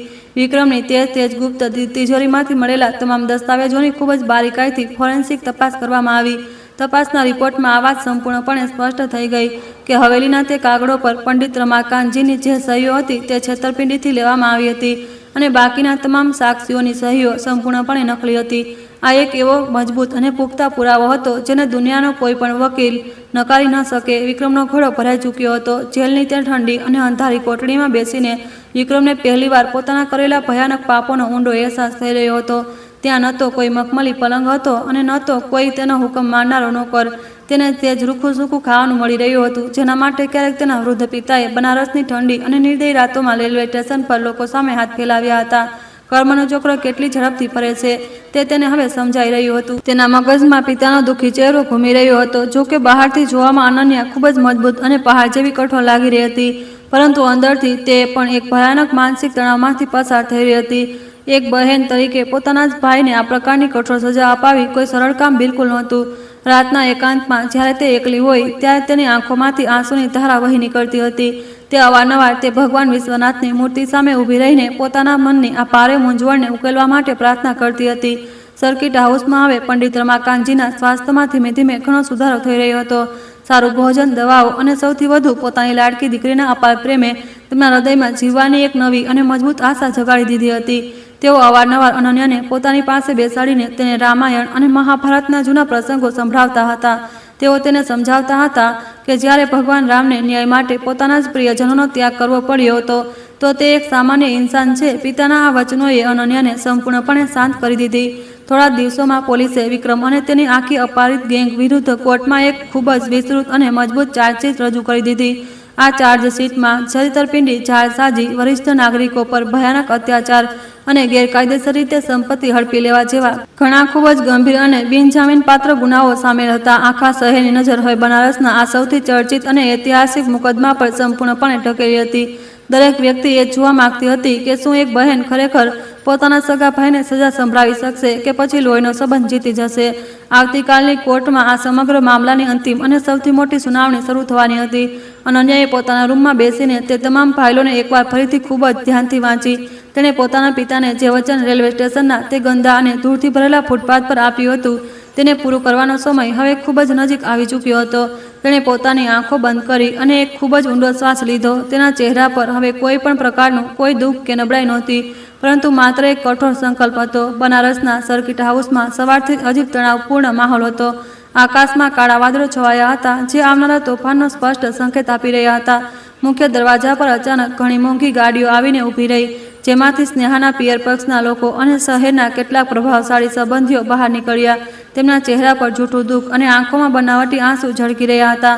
તે બધા સુરક્ષા કર્મીઓને ચકમો આપીને અને પોતાની જૂની ઓળખાણનો પૂરેપૂરો ફાયદો ઉઠાવીને સીધા અનન્યાના ખાનગી રૂમ સુધી પહોંચવામાં મોટી સરળતાથી સફળ થઈ ગયા હતા. રૂમમાં પ્રવેશતા સ્નેહાએ સૌથી પહેલા એક નાટકીય દ્રશ્ય ઊભું કરી દીધું. તે દોડીને સીધે અનન્યાના પગમાં પડી ગઈ અને જોરજોરથી રડતા રડતા પતિ વિક્રમની મુક્તિની ભીખ માંગવા લાગી. તેની પાછળ ઊભેલા પિતા અને ભાઈઓએ પણ હાથ જોડી દીધા અને પારિવારિક મર્યાદાઓનો વાસ્તો આપવાનું શરૂ કરી દીધું. તેમનું કહેવું હતું કે લોહીનો સંબંધ દુનિયામાં સૌથી મોટો હોય છે અને એક બહેન પોતાના સગા ભાઈને જેલમાં કેવી રીતે છોડી શકે. આ સમાજમાં તેમના પરિવારની ખૂબ જ ભયાનક બદનામી કરાવી દેશે. સ્નેહાના પિતાએ ચાલાકીથી વાતને આગળ વધારતા કહ્યું કે જે પણ કંઈ પણ થયું તે વિક્રમની એક મોટી નાસમજી હતી. તેમણે પ્રસ્તાવ મૂક્યો કે તેઓ હવેલીની કિંમત અને લૂંટેલા પૈસા વ્યાજ સહિત પાછા આપી દેશે. તેઓ બસ એટલું જ ઈચ્છતા હતા કે અનન્યા કોર્ટમાં વિક્રમ વિરુદ્ધ કંઈ ન કહે અને પદનો ઉપયોગ કરીને તેને પોલીસ કસ્ટડીમાંથી ચૂપચાપ બહાર કાઢી લે. તેમણે અહીં સુધી કહી દીધું કે જો વિક્રમને જેલ થઈ તો લોકો કહેશે કે ઘમંડી બહેને તાકાતના નશામાં પોતાના જ ઘરને બરબાદ કરી દીધું. આ સાંભળીને અનન્યાનું મગજ સૂન પડી ગયું હતું અને તેના હૃદયમાં એક ખૂબ જ ભયંકર માનસિક દ્વંદ શરૂ થઈ ગયો. ભારતીય સમાજમાં પરિવાર અને સંબંધોને હંમેશા ઉપર રાખવામાં આવે છે અને તેને પણ બાળપણથી આ જ સંસ્કાર આપવામાં આવ્યા હતા. એક ક્ષણ માટે તેના મનમાં વિચાર આવ્યો કે કદાચ તેણે પોતાના ભાઈને સુધારવાનો એક મોકો આપી દેવો જોઈએ, પરંતુ ત્યારે જ તેની આંખો સામે સ્ટેશનના તે ગંદા ફૂટપાથનું તે ભયાનક દ્રશ્ય ઘૂમી ગયું, જ્યાં તેના વૃદ્ધ પિતા એક તૂટેલા વાડકામાં ભીખ માંગવા માટે મજબૂર અને લાચાર બેઠા હતા. રૂમના શાંત ખૂણામાં પંડિત રમાકાંતજી પોતાની ખુરશી પર બિલકુલ ચૂપચાપ બેઠેલા આ બધો તમાશો જોઈ રહ્યા હતા. તેમના ચહેરા પર ન તો વિક્રમ માટે ગુસ્સો હતો અને ન તો સ્નેહાના પરિવારના લોકો માટે કોઈ નફરત. તેઓ એક સાચા યોગીની જેમ સંપૂર્ણપણે શાંત અને સ્થિર લાગી રહ્યા હતા. જ્યારે સ્નેહાના પિતાએ તેમની પાસે ગુહાર લગાવી કે તેઓ પોતાની દીકરીને સમજાવે અને દીકરાની જિંદગી બચાવી લે, તો રમાકાંતજીએ ઊંડો શ્વાસ લીધો. તેમની શાંત આંખોમાં દુનિયાનું સત્ય અને ધર્મનો એક અટલ વિશ્વાસ સ્પષ્ટ ઝળકી રહ્યો હતો. રમાકાંતજી પોતાની જગ્યાએથી ધીમેથી ઊભા થયા અને પોતાની દીકરી અનન્યાની સામે આવીને ઊભા રહી ગયા. તેમણે તેના ધ્રુજતા હાથોને પોતાના હાથોમાં લીધા અને શાંત ગંભીર અવાજમાં કહ્યું કે દીકરી, આજે તારી મોટી પરીક્ષાનો દિવસ છે. મેં તને હંમેશા ધર્મ અને ન્યાયના રસ્તા પર ચાલવાનું શીખવ્યું છે. આજે તારી સામે તારું લોહી ઊભું છે અને બીજી તરફ સમાજના તે લાચાર લોકો જેમની જિંદગી વિક્રમે બરબાદ કરી દીધી છે. તારે ફક્ત બહેન બનીને નહીં, પરંતુ ન્યાયની પવિત્ર ખુરશીના દ્રષ્ટિકોણથી પોતાનો અંતિમ નિર્ણય આજે કરવો જ પડશે. તેમણે આગળ કહ્યું કે કર્મનો નિયમ કોઈ પણ સાંસારિક સંબંધ કે મોહનો બિલકુલ પણ મોહતાજ હોતો નથી. વિક્રમે લાલચમાં આંધળો થઈને જે પાપ કર્યું છે તે માત્ર મારા વિરુદ્ધ નહોતું, પરંતુ માનવતા અને ઈશ્વરની વિરુદ્ધ હતું જે આપણા બધાની અંદર છે. જો તું આજે તેને એટલો માફ કરી દઈશ કારણ કે તે તારો સગો ભાઈ છે, તો આ પવિત્ર ખુરશી અને સમગ્ર ન્યાયતંત્ર સાથે ખૂબ મોટો દગો થશે. મારું કોઈ દબાણ તારા ઉપર નથી. તું પોતાની અંતરાત્મા અને કાયદા અનુસાર નિર્ણય લે. હું તારું સંપૂર્ણ સન્માન કરીશ. પિતાના મહાન શબ્દોએ અનન્યાના હૃદયમાં ચાલી રહેલા તે ભયંકર તોફાનને એક જ ક્ષણમાં સંપૂર્ણપણે શાંત કરી દીધું. તેના મનમાં છવાયેલી મૂંઝવણ અને પારિવારિક મોહનો તે ગાઢ પડદો હવે હંમેશા માટે હટી ચૂક્યો હતો. તેણે પોતાની લાલ અને ભીની આંખોથી સ્નેહા અને તેમની ઘમંડી પરિવારના લોકો તરફ ખૂબ જ કઠોરતાથી જોયું. હવે તેની સામે કોઈ લાચાર બહેન ઊભી નહોતી, પરંતુ બનારસ જિલ્લાની સખત મુખ્ય ન્યાયાધીશ ન્યાયની દેવીના રૂપમાં ઊભી હતી, જેનું એકમાત્ર લક્ષ્ય સમાજમાંથી આ ગંદા પાપને હંમેશા માટે ખતમ કરવાનું હતું. અનન્યાએ ખૂબ જ ઠંડા અવાજમાં કહ્યું કે તમે લોકો કદાચ ભૂલી ગયા છો કે તમે આ સમયે કોની સામે ઊભા રહીને લાંચની લાલચ આપી રહ્યા છો. ન્યાય અને ધર્મને બજારમાં વેચાતી કોઈ વસ્તુની જેમ અમુક રૂપિયા કે હવેલીની કિંમતથી બિલકુલ પણ ખરીદી શકાય નહીં. વિક્રમે માત્ર એક પિતાના ઘરમાંથી નથી બહાર કાઢ્યા, પરંતુ તેમણે ઘણી માસૂમ જિંદગીઓને પોતાના લાલચના કારણે તબાહ કરી દીધી છે. તે તમામ બેગુનાહ લોકોની ચીસો આજે પણ કોર્ટની ફાઇલોમાં સતત પોતાનો ન્યાય માંગી રહી છે. તેણે સ્નેહાના પિતાને આંગળી ચીંધીને સખત ચેતવણી આપી કે જો તેઓ તરત અહીંથી બહાર નહીં જાય તો તે સુરક્ષા દળોને બોલાવીને તે બધાને સરકારી કામમાં દખલ દેવાના ગુનામાં ધરપકડ કરાવી દેશે. તેણે સ્પષ્ટ કરી દીધું કે કોર્ટમાં હવે માત્ર પુરાવા અને કાયદો જ બોલશે. કોઈ પણ રાજકીય પ્રભાવ કે જૂઠો પારિવારિક રુતબો વિક્રમના તેના કર્મોની સજાથી બચાવી નહીં શકે. આ સાંભળીને સ્નેહા અને તેના પરિવારના લોકોના ચહેરાનો રંગ સંપૂર્ણપણે ઉડી ગયો અને તેઓ ડર સાથે ચૂપચાપ રૂમમાંથી તરત બહાર નીકળી ગયા. રૂમ ખાલી થયા પછી અનન્યાના મજબૂત ખભા એકવાર ફરીથી અચાનક ઝૂકી ગયા. જે સખત મુખોટો તેણે અત્યાર સુધી પહેરી રાખ્યો હતો તે એકાંત મળતા જ તૂટી ગયો. તે ફર્શ પર ઘૂંટણીએ બેસી ગઈ અને તેની આંખોમાંથી આંસુનો સેલાબ વહી નીકળ્યો. આ કોઈ નબળાઈ નહોતી, પરંતુ આ તે જૂના પારિવારિક બંધનોના હંમેશા માટે તૂટવાનું એક ખૂબ જ અસહ્ય દ્રઢ હતું, જેણે તે બાળપણથી સાચવતી આવી હતી. પિતાએ આગળ વધીને તેના માથા પર પોતાનો હાથ રાખ્યો અને તેને યોદ્ધાની જેમ ઊભા થવાની તાકાત આપી. બીજી સવારે બનારસનું આકાશ બિલકુલ સ્વચ્છ હતું અને સૂરજની તે ચમક આખા શહેરમાં ફેલાયેલી હતી. આજે કોર્ટમાં થનારી આ કોઈ સામાન્ય સુનાવણી નહોતી. આખા શહેર અને રાજ્યની મીડિયાની નજર આ ઐતિહાસિક મુકદ્દમા પર ટકેલી હતી. સુરક્ષાની એટલી કડક વ્યવસ્થા કરવામાં આવી હતી કે પક્ષી પણ પાંખ ન મારી શકે. કોર્ટની બહાર સામાન્ય જનતાની ભારે ભીડ એકઠી હતી, જે જોવા માંગતી હતી કે શું સમાજમાં આજે પણ ધર્મ માટે પોતાનો પરિવાર વિરુદ્ધ જઈને નિર્ણય સંભળાવવાની હિંમત કોઈ ન્યાયાધીશમાં બાકી છે કે નહીં. અનન્યા પોતાની ગાડીમાં બેસીને સર્કિટ હાઉસમાંથી બહાર નીકળી. આજે તેણે પોતાના પિતાને પણ સાથે ચાલવાનો આગ્રહ કર્યો હતો. તે ઈચ્છતી હતી કે પિતા આંખોથી જુએ કે કેવી રીતે તેમનું વાવેલું સત્યનું બીજ આજે મજબૂત વૃક્ષ બની ચૂક્યું છે, જે ડર વિના ન્યાય આપવા તૈયાર છે. ગાડીની અંદર ગહન ખામોશી છવાયેલી હતી. બનારસની ગલીઓ અને ગંગા ઘાટો પરથી પસાર થતા અનન્યાને લાગી રહ્યું હતું જાણે મહાદેવ પોતે તેને આશીર્વાદ આપી રહ્યા હોય અને તેને ધર્મના કઠિન માર્ગ પર અડગ રહેવાની મજબૂત પ્રેરણા આપી રહ્યા હોય. કોર્ટ પરિસરમાં પહોંચતા જ મીડિયાના કેમેરા અને પત્રકારોની ભીડે તેમની ગાડી નીકળી લીધી. દરેક વ્યક્તિ મુખ્ય ન્યાયાધીશ પાસેથી આ મામલા પર નિવેદન લેવા માંગતી હતી, પરંતુ પોલીસે સખત રીતે રસ્તો સાફ કરાવ્યો. અનન્યાનો ચહેરો એકદમ ભાવિન અને શાંત હતો. તેણે કાળા રંગનો પોતાનો ન્યાયાધીશવાળો લંબડો પહેર્યો હતો. તેના પદની ગરિમાને દર્શાવી રહ્યો હતો. પિતાનો હાથ પકડીને તે મોટી મજબૂતી અને આત્મવિશ્વાસ સાથે કોર્ટની સીડીઓ ચડી રહી હતી, જાણે તે ઇતિહાસના પાનાઓમાં કોઈ નવો અને સંપૂર્ણ અધ્યાય લખવા જઈ રહી હોય. જેવી અનન્યાએ કોર્ટના રૂમમાં પોતાનું પગલું મૂક્યું, ત્યાં હાજર દરેક વ્યક્તિ સન્માનમાં ચૂપચાપ ઊભી થઈ ગઈ. રૂમમાં સન્નાટો છવાઈ ગયો હતો અને ફક્ત પંખાનો હલકો અવાજ ગુંજી રહ્યો હતો. સામે લાકડાના કટઘેરામાં વિક્રમ ઊભો હતો. તેના ચહેરા પર હવે તે જૂનો ઘમંડ બિલકુલ પણ નહોતો, પરંતુ તેની જગ્યાએ ઊંડો ડર અને ભારે પસ્તાવો નજર આવી રહ્યો હતો. તેણે એકવાર પોતાની બહેન અને પછી સામે બેઠેલા પિતા તરફ આશાભરી નજરોથી જોયું, પરંતુ બંનેની આંખોમાં તેને પોતાના માટે કોઈ પણ દયા કે માફી બિલકુલ દેખાઈ નહીં. સરકારી વકીલે દમદાર રીતે દલીલ શરૂ કરી અને એક પછી એક એવા ઘણા પુખ્તા પુરાવા કોર્ટ સામે રજૂ કર્યા, જેમણે વિક્રમના અપરાધોને સંપૂર્ણપણે સાબિત કરી દીધા. પોલીસનો રિપોર્ટ, ગોપનીય બેંક લેવડદેવોનું વિવરણ અને ડઝનબદ્ધ પીડિત વૃદ્ધોના દર્દનાક નિવેદન કોર્ટમાં વાંચવામાં આવ્યા. વિક્રમના વકીલ પાસે બોલવા માટે કોઈ મજબૂત તર્ક કે નક્કર આધાર બિલકુલ બચ્યો નહોતો. તે કાચની જેમ સ્પષ્ટ થઈ ચૂક્યું હતું કે વિક્રમે એક સુનિયોજિત અને ખતરનાક ષડયંત્ર હેઠળ લાચાર લોકોની કિંમતી અને પૈતૃક સંપત્તિઓને લૂંટી હતી. સૌથી ભાવુક ક્ષણ તે હતી જ્યારે પંડિત રમાકાંતજીએ ગવાહી આપવા કટઘેરામાં બોલાવવામાં આવ્યા. જ્યારે એક નબળો પિતા પોતાના દીકરા વિરુદ્ધ ગવાહી આપવા આગળ વધે છે તો દ્રશ્ય પથ્થર દિલને પણ રડાવી દેશે. રમાકાંતજીએ શાંત અવાજમાં કોર્ટને સચ્ચાઈ જણાવી કે કેવી રીતે તેમના દીકરાએ લાલચમાં આવીને છેતરપિંડીથી સહીઓ કરાવી લીધી હતી અને પછી ઠંડીથી તે રાતમાં તેમને ઘરમાંથી બેદખલ કરીને દળદળની ઠોકરો ખાવા માટે રસ્તા પર છોડી દીધા હતા. આ દર્દનાક ઘટના સાંભળીને કોર્ટમાં હાજર તમામ લોકોની આંખો સંપૂર્ણપણે ભીની થઈ ગઈ. પિતાના સાચા શબ્દો સાંભળીને વિક્રમ તૂટી ગયો અને કટઘેરામાં જ ઘૂંટણીએ પડી ગયો. તેને પોતાની ભયાનક ભૂલનો ઊંડો અહેસાસ થઈ રહ્યો હતો, જેણે માત્ર તેના પરિવારને બરબાદ કર્યો નહોતો, પરંતુ તેના અસ્તિત્વને પણ ખતમ કરી દીધું હતું. તે જોર જોરથી રડતા પિતા અને બહેન પાસેથી માફીની ભીખ માંગવા લાગ્યો. તે ચીસો પાડી રહ્યો હતો કે તેને એક મોકો વધુ આપવામાં આવે, તે બધું ઠીક કરી દેશે. પરંતુ હવે ખૂબ મોડું થઈ ચૂક્યું હતું. તે ભયંકર પાપ તેણે કર્યું હતું. તેની ક્ષમા ધરતીના કોઈ પણ ન્યાયશાસ્ત્રોમાં બિલકુલ લખી નહોતી. અનન્યા પોતાની ખુરશી પર બેસીને ગહન ખામોશી સાથે પોતાના ભાઈને આ રીતે વિલખતો જોઈ રહી હતી. એક ક્ષણ માટે તેના દિલનો ખૂણો દર્દથી ભરાઈ ગયો, પરંતુ ત્યારે જ તેણે પોતાના અંદરની તે નબળાઈને સખત રીતે દબાવી દીધી. તેને યાદ હતું કે કેવી રીતે થોડા દિવસો પહેલાં તેના પિતા રસ્તા પર લાચાર રડી રહ્યા હતા અને ત્યારે વિક્રમને કોઈ દયા નહોતી આવી. ન્યાયની દેવીની આંખો પર બાંધેલી પટ્ટી અંધાપો નથી, પરંતુ તે પ્રતીક છે કે ન્યાય કરતી વખતે કોઈ સંબંધ, મોહ કે પક્ષપાત ક્યારેય આડે આવવો ન જોઈએ.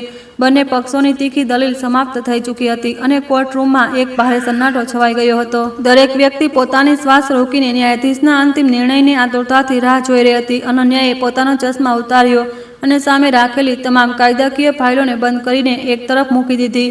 તેણે એક ઊંડો શ્વાસ લીધો અને ગ્લાસમાંથી પાણીનો એક ઘૂંટ પીધો. તેના ચહેરા પર હવે સંપૂર્ણપણે શાંત અને કોઈ પણ પ્રકારના ભાવનાઓથી એકદમ મુક્ત હતો, જેમ કે તે કોઈ બીજી શાંત દુનિયામાં સંપૂર્ણપણે પહોંચી ચૂકી હોય.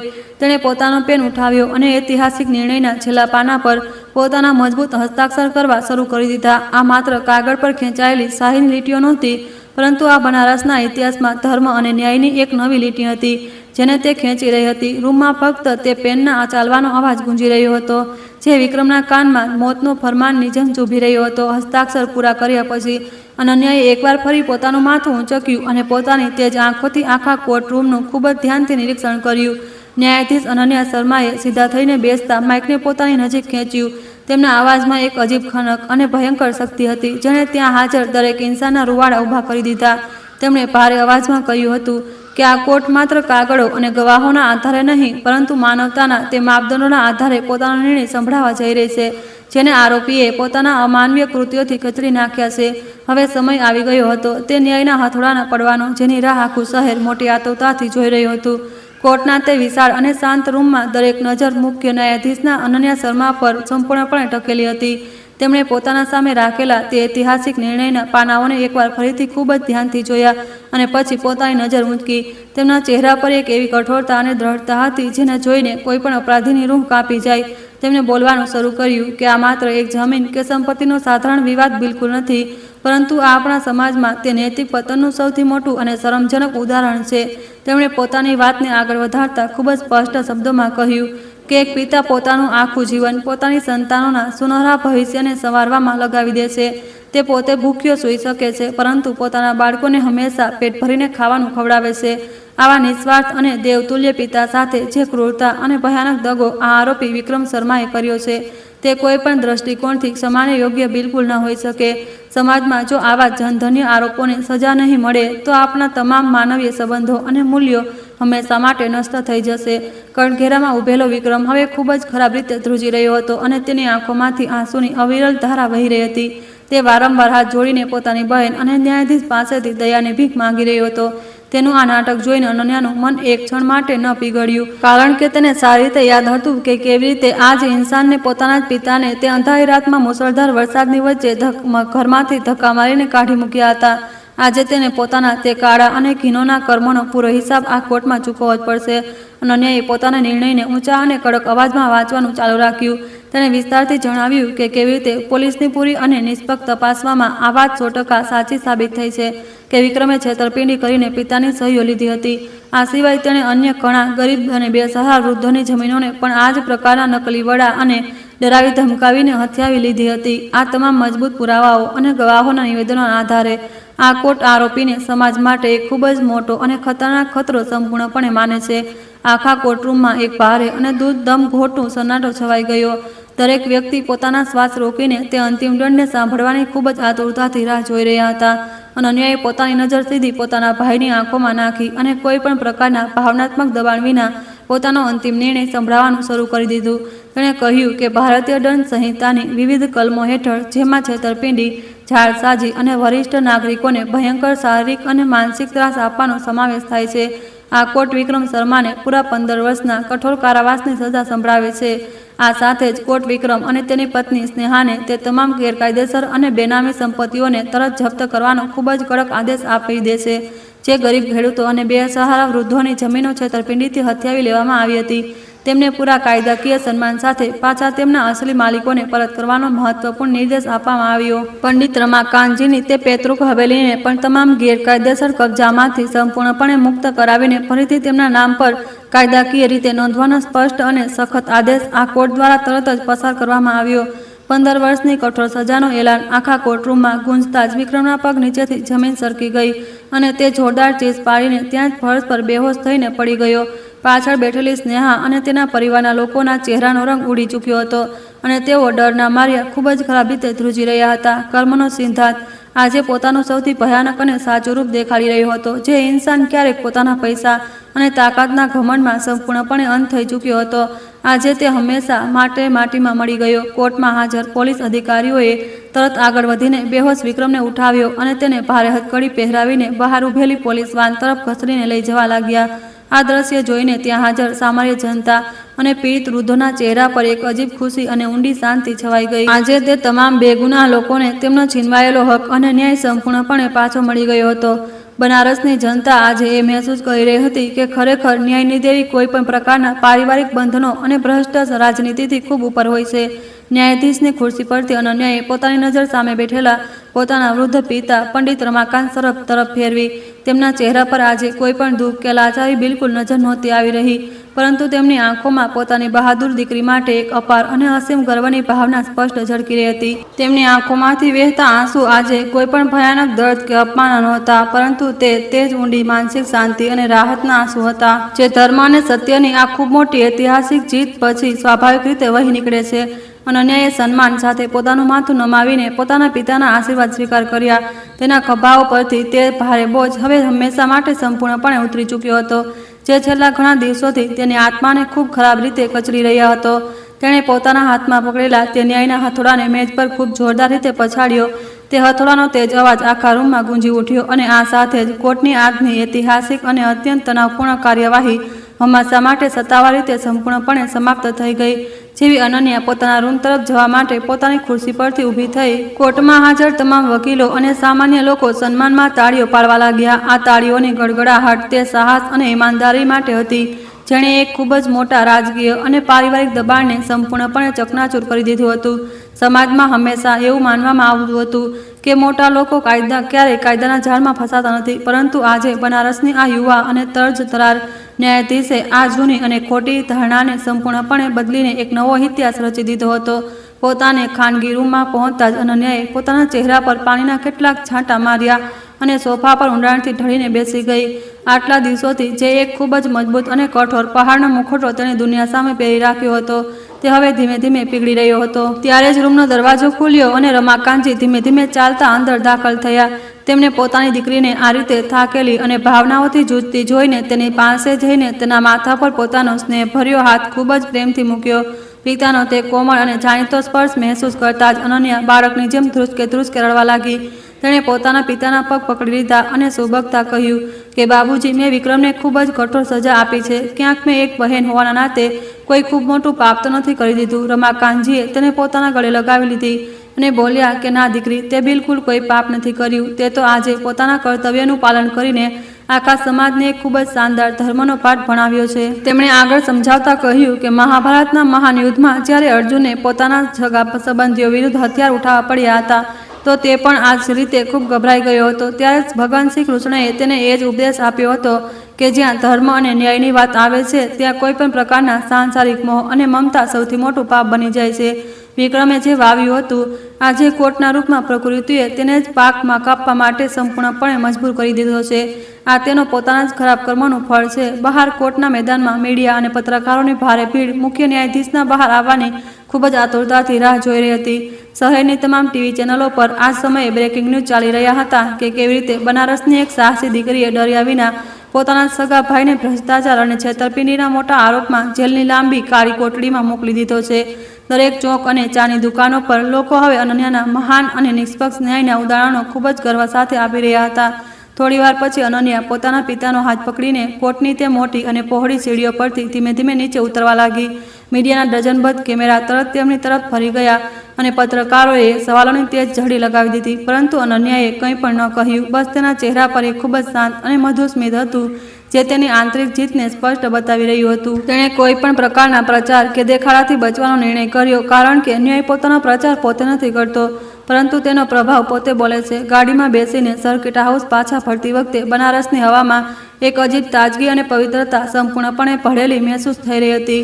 જે રસ્તાઓ થોડા દિવસો પહેલા સુધી અન્યાય અને દર્દથી ભરેલા ખૂબ જ ભયાનક લાગતા હતા, તે આજે આશા અને રાહતના નવા રંગોથી સંપૂર્ણપણે રંગાયેલા નજર આવી રહ્યા હતા. ગંગા કિનારે વાગતી મંદિરોની ઘંટડી જાણે આજે અનન્યાની આ મહાન ધર્મનો જીતનું ખૂબ જ જોરજોરથી અને પૂરી ભવ્યતા સાથે સ્વાગત કરી રહી હતી. ખરેખર આજે પાપનો અંત થયો હતો. સાંજ પડતા પડતા જેલની અંદર વિક્રમને કેદીઓવાળા તે જાડા અને ખડબચડા કપડાને પહેરવા માટે સંપૂર્ણપણે મજબૂર કરી દેવાયો. તેને એ સામાન્ય બેરકમાં રાખવામાં આવ્યો હતો, જ્યાં તે ક્યારેય પણ રહેવાનું પસંદ નહોતો કરતો. રાતના અંધારામાં જ્યારે તે ઠંડા ફર્શ પર સૂતો, તો તેને પોતાના પિતાનો તે દુઃખી ચહેરો અને તેની ભયાનક લાચારી સ્પષ્ટ યાદ આવવા લાગી. તે આખી રાત ધ્રુજકે રડતો રહ્યો, પરંતુ હવે આ જેલની તે 4 મજબૂત દિવાલોની બહાર તેની દર્દનાક ચીસો સંભળાવવાવાળો કોઈ બીજું ઇન્સાન બિલકુલ નહોતો બચ્યો. બીજી તરફ સ્નેહા પણ પોતાના આલિશાન અને મોંઘા ઘરને છોડીને હંમેશા માટે પાછી પોતાના પિયર જઈને પોતાના સામાન બાંધવા માટે મજબૂર થઈ ગઈ હતી. પોલીસ તેની તમામ સંપત્તિઓને સંપૂર્ણપણે સીલ કરી દીધી હતી. તેના ઘમંડી સંબંધીઓએ પણ બદનામીના ડરથી હવે તેનાથી કિનારો કરી લીધો હતો. જે સ્ત્રી ક્યારેક પોતાની દોલત અને જૂઠા રુતબાના ભયંકર નશામાં ચૂર થઈને બીજાનું ઘોર અપમાન કરતી હતી, આજે તે સમાજમાં કોઈને પણ પોતાનો ચહેરો દેખાડવાને બિલકુલ લાયક નહોતી રહી. આને જ અસલી કર્મ કહે છે. રાતના ભોજનનો સમયે રમાકાંતજીએ ખૂબ જ પ્રેમ અને દુલાર સાથે પોતાની દીકરીને પોતાના હાથોથી કોળિયો ખવડાવ્યો. અનન્યાના ચહેરા પર હવે તે થાક અને તણાવ સંપૂર્ણપણે ગાયબ થઈ ચૂક્યો હતો, જેને તેને આટલા લાંબા સમયથી ઘેરી રાખ્યો હતો. તેણે પોતાના પિતાને વચન આપ્યું કે તે આગળ પણ આ જ રીતે પૂરી ઈમાનદારી અને નિર્ભીકતા સાથે પોતાના કઠિન કર્તવ્યનું પાલન કરતી રહેશે.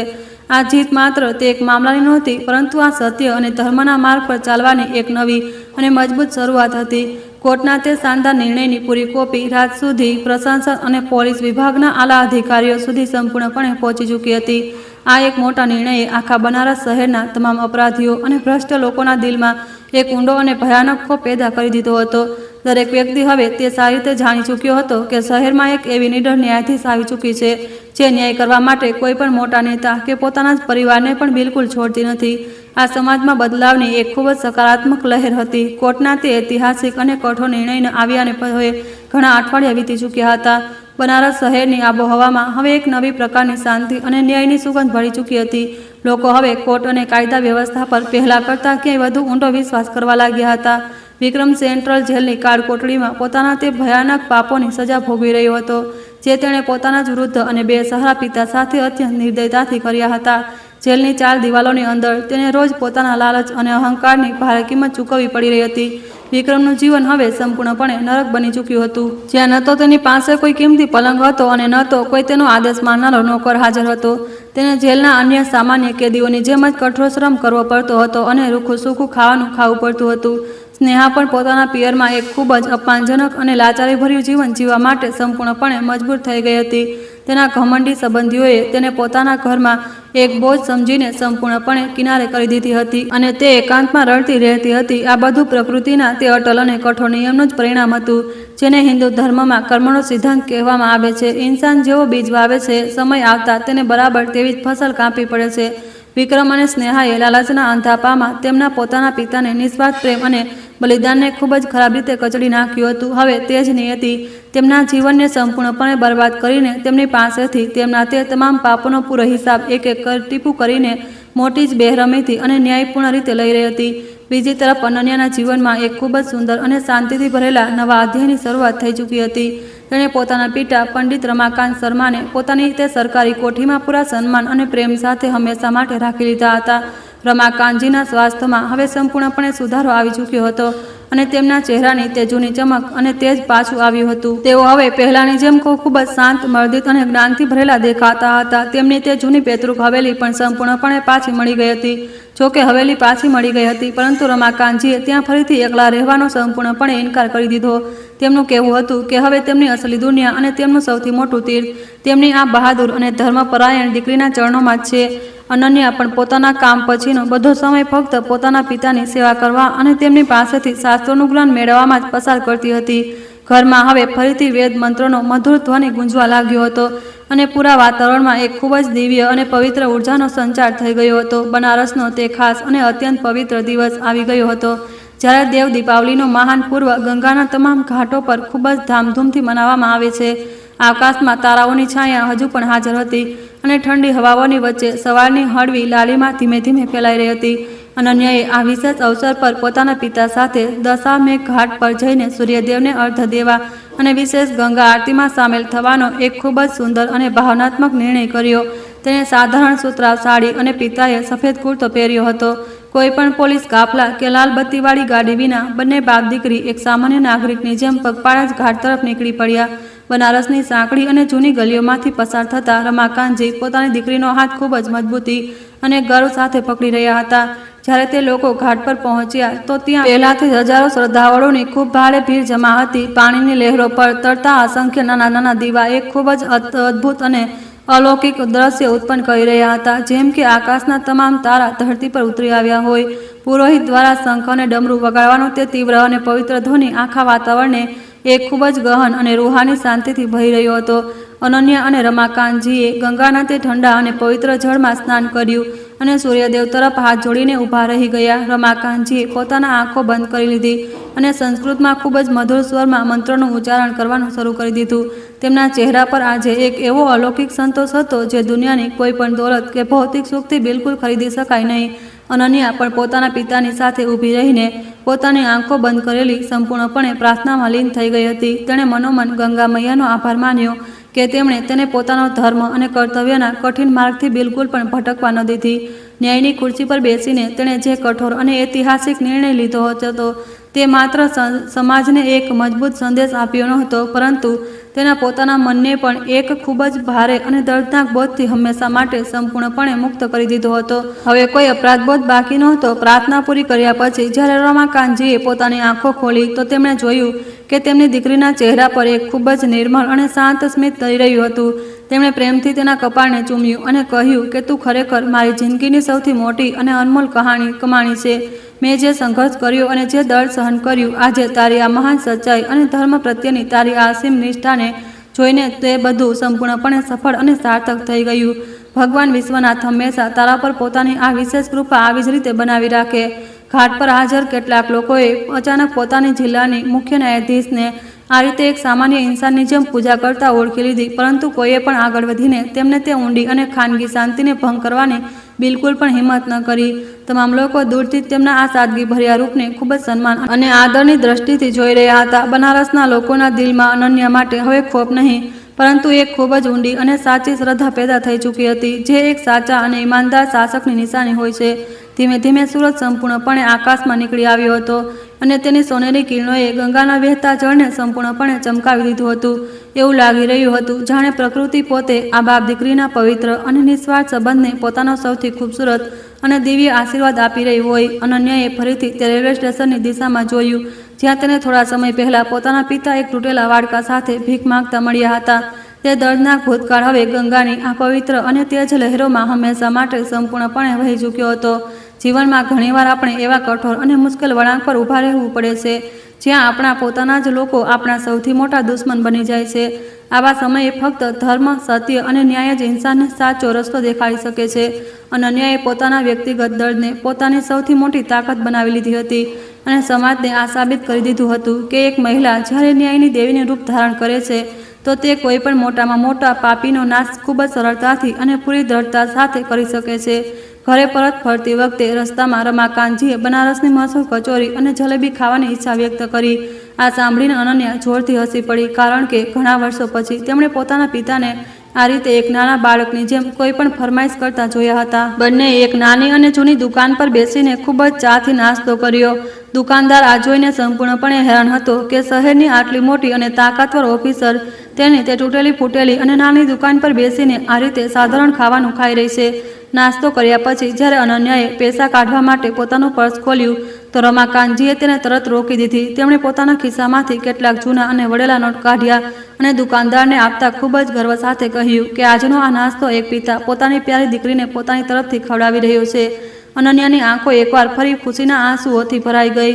આ પૈસા ભીખના નહોતા, પરંતુ આ તે પિતાના સ્વાભિમાન અને સાચા પ્રેમનો અનમોલ સિક્કો હતો, જે દુનિયાની દરેક દોલત કરતાં કિંમતી હતો।